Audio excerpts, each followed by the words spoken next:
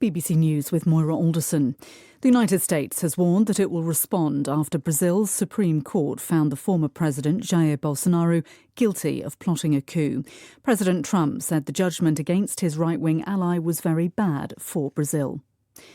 More than 300 South Korean workers who were detained by US immigration officials at a Hyundai car-making plant have returned home. South Korea's president called their detention bewildering. A UN investigation has found a marked deterioration of the human rights situation in North Korea over the past 10 years.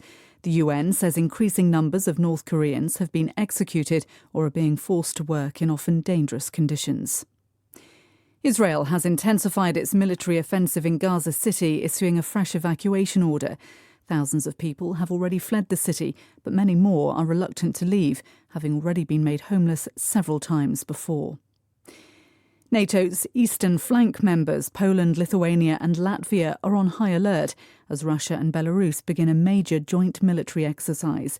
The drills come just days after Russian drones were flown into Polish territory. A court hearing is taking place in Turkey into whether the opposition leader Ekrem İmamoğlu falsified his university diploma.